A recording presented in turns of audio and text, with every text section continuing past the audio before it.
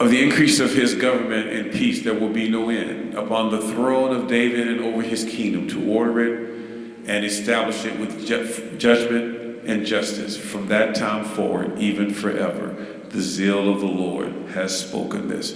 Just real quickly, the thought I would like to leave with you today is that this is better than Santa Claus. This is better than Santa Claus. I thought I was going to stand back here. I'm not doing a very good job of it, so I'm going to move. Okay, so when I woke up early this morning, I had a notion.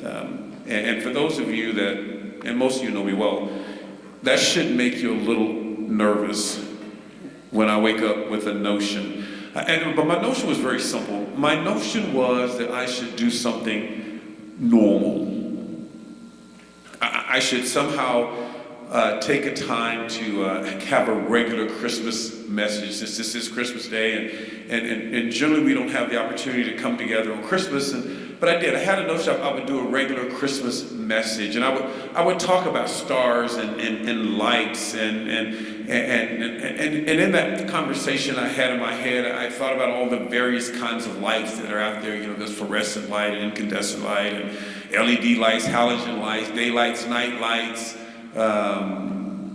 spotlights, ambient lights, you know, lights that twinkle, lights that turn, all these various lights. And in that conversation in my head, I thought, when I talk about lights, I would, have a discussion of lumens and watts and how these bright lights, and then I would say, but it's really not that kind of light that we really want to talk about today.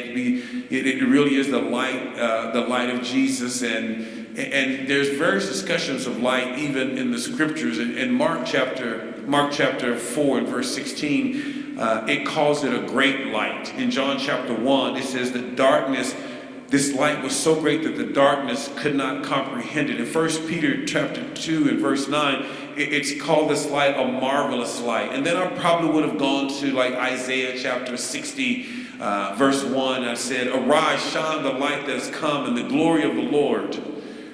This light is Jesus. That's really where I would go and even talk about what Jesus said about the light in John chapter 8, verse 12.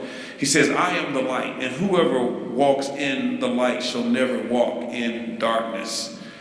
And then I would have ended this conversation with something like, "But there is no light that shines brighter than the light of Christ."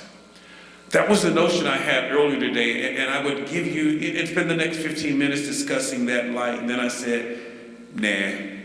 And then I thought about, we hear every year about this time, the reason for the season, and let's keep the Christ in Christmas, and, the name literally means a mass for Christ, and I was going to go down this road of, making sure we keep Christmas on our minds and not get all wrapped up in the gifts and the presents, and we'd focus on just the Christ in Christmas, and that was the next notion I had, but then again I thought, nah, let's not do that.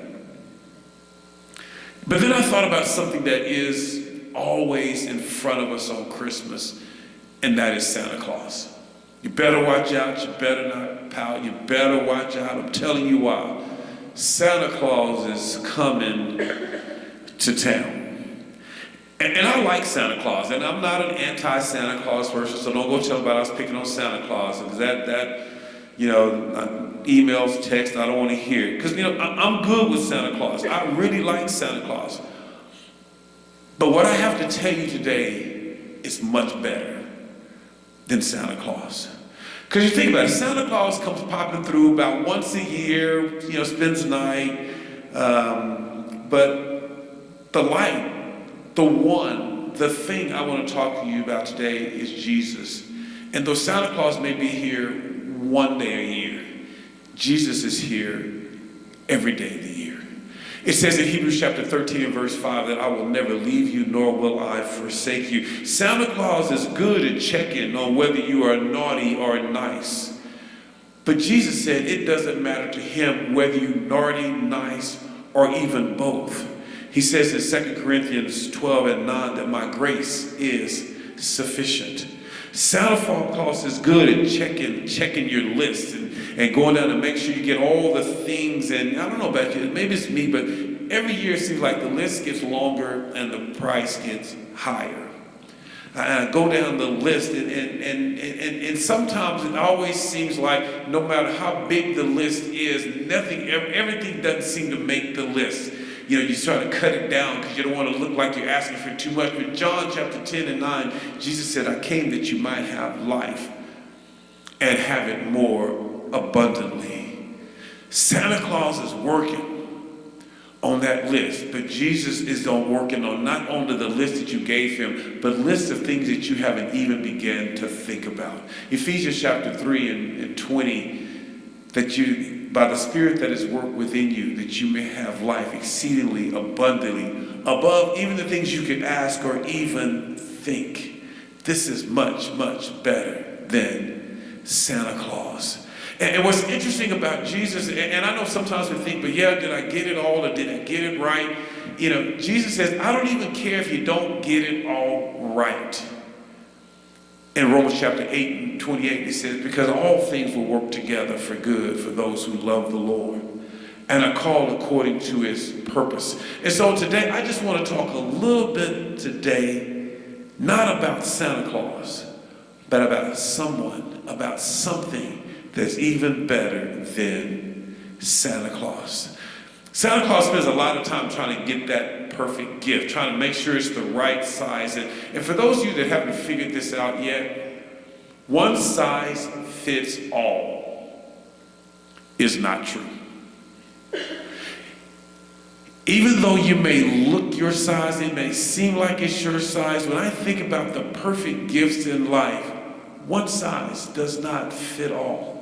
And one thing I love about Jesus is he comes at you, his size is the right size every time. He meets you where you are. He looks at you how you are. You know, none of us have the exact same life. None of us are living life the exact same way. And thanks be to God that he says, no matter how you're living, no matter where you come from, no matter where you were born, no matter how you got here, I am the right size for your life. It doesn't matter whether you're a 2 or a 10, whether you're slim or you're a husky, whether you're a regular or a portly. Jesus says, I am the right size for you. Most of us have spent time this week looking for that perfect gift. That perfect gift for that perfect one. But one thing that I have learned over the years, you can go to every store in America and you still won't find the perfect gift. You can check every online site that is out there and you still won't find the perfect gift. Because the perfect gift for all of us is Jesus. It's perfect when things are great, and it's perfect when things are not so great. This gift is perfect when you're standing on top of the world, and it's even more great when you feel like the world is standing on top of you. Jesus fits when things are going your way, and it fits when things are not. Jesus fit when it's all coming together. Jesus fit when it's all falling apart. He is that perfect gift. It's a gift that never goes out of style, and a gift that never stops giving. Even on today, we will go through our presents and we'll eventually say, okay, that's the last one. But even if the last present is given today, Jesus will still be given. He'll be giving you that life that is available to us, that allows us to take on each day with a new zeal and a great enthusiasm. He gives us that life that takes all of our troubles and our sorrows and puts them all to the side and lets us start another day in another way. It's that perfect gift that gives us the love that we have and then get to share with one another. That perfect gift of Jesus, you never have to put it together. In fact, that perfect gift of Jesus is generally putting us back together. And just like Santa, in the twinkling of an eye, it's a gift that you can have right now. I was thinking again earlier this morning how awesome it is, really just to be. How awesome it is that we can gather together. How awesome it is to be in the presence of the Lord. How awesome it is to be with our friends and our loved ones and sharing another Christmas. Listening to the radio, I heard someone telling about how much their children love Christmas. And as they talk, I wondered, why do children love Christmas so much? And so I thought back to when I was a child, and I too really loved Christmas. And as I was thinking about it, and then as I was listening to the conversation, they began to talk about what about Christmas that their children loved. They talked about how much their children loved the lights and the trees. They talked about how much even this year they will miss getting together with their friends. And they talked about the giving of gifts. And they talked about all those things that we consider Christmas. And I realized it really wasn't Christmas that they loved. It was the things that go with Christmas. It was the attention that we give one another. It was the way that we respond to one another. It's the way we ask each other, hey, what do you want? What do you want? What can I do for you? It's the planning of how do we get together? How make sure I send someone a card. It's all the things we do at Christmas that they were really excited about. That Christmas thing. It's friends, it's family, it's love, it's joy, it's excitement. And then I realized those things are available to us every day. Every day we can take the time to send a text, to send a letter, to make a call, to encourage someone, to share love with one, to remind someone what it really truly means to be a child of God. Just yesterday there was a young man that reminded me, as he was walking out, he said, "Merry Christmas." And there was another young man that was there who happens to be Jewish, and he said to me, "Why did he tell you Merry Christmas? It's not Christmas." And he said, and I hear people all the time saying Merry Christmas, but it's not Christmas. And I said, it's not the Christmas, it's the fact that that young man doesn't think he's going to see me, in this case today. But he wanted to make sure he told me Merry Christmas. Think about how our lives would be is every day we approach our greetings, we approach our goings and our comings with that same excitement. I may not see you later, but have a great day. I may not see you ever again, but I'm glad that I saw you today. I don't know what's going on or what you may be going through, but I'm really glad that I can be here for you today. What can I do for you today? What is there? How can I add to you today? What if we lived our lives every day as if it was Christmas? For unto us is born a son is given, and his name shall be called Wonderful, Counselor, Mighty God, Prince of Peace, Everlasting Father. For unto us is born an answer. For to us is born a solution. For to us is born the way out or the way in. For to us is born access to the kingdom. For to us is born the opportunity to live life every day in joy and excitement and praise. For unto us is born this day a Savior. I challenge you today to celebrate the greatness of Christmas. It is friends, it is loved ones. It's going out of our way to show how much we love someone. It's doing something extra just to let people know that we care about them. It's taking time to sit and listen and enjoy the presence of one another. This Christmas, let us focus on the goodness and greatness of God. Oftentimes on Christmas, we take time to sit back and take a stop, take a pause. But this Christmas is not a time to stop and wait. This Christmas is a time for us to get up and go. To be that light that is set on a hill, to press into the lives of the people that we do life with, to encourage each other every day to have an even better day. Let me give you 3 points really quickly that we can wrap up. Point number 1, don't wait till Christmas. You know, growing up, I still remember those times, and right a little after Thanksgiving, we were putting those lists together, and the days were seeming longer and longer, and you'd ask your parents, hey, just wait until Christmas. What about this? Just wait until Christmas. So oftentimes, I think we live our lives waiting until Christmas. My encouragement for you today is don't wait till Christmas. Don't wait until Christmas to share the love that has been shared with you. Don't wait until Christmas to do the things that God is enabling you to do. Don't wait until Christmas to let the people around you know how much you love them. I am fully convinced that God has created in us a greatness that can never be taken away. I am fully convinced that God has something in store for us that we have yet begun to take hold of.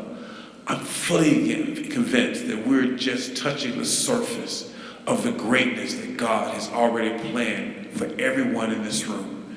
Colossians chapter 1 and 6 says, Paul writes, I am fully convinced that the good work that he began in you, he will bring to completion.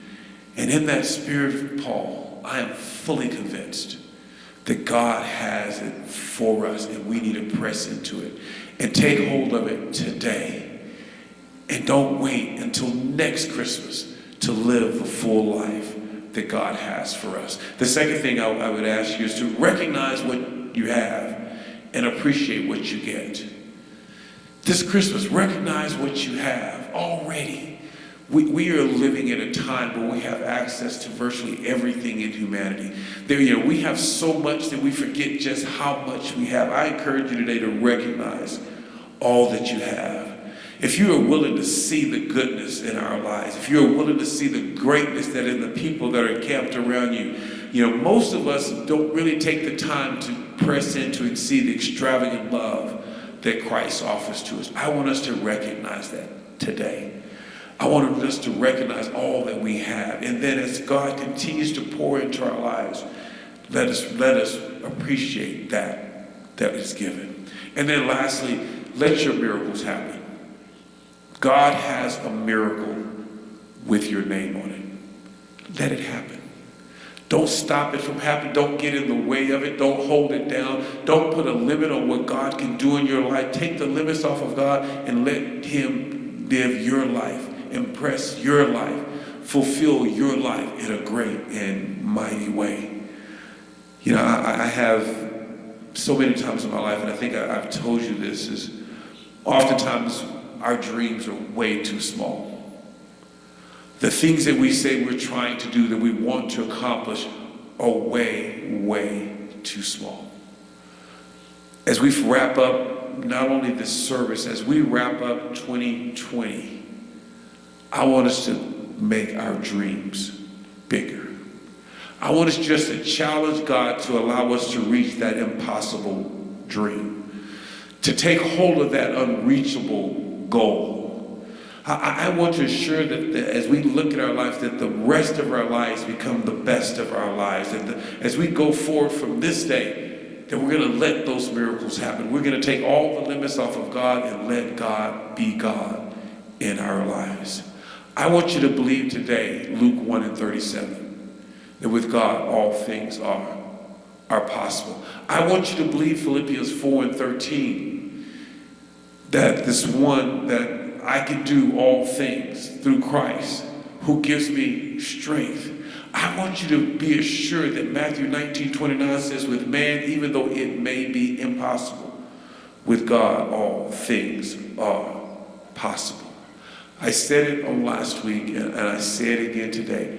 I want us to get into agreement with God. I want us to agree with him when he said, Psalm 139 and 14, that we are fearfully, skillfully, and marvelously made. I want us to agree with that.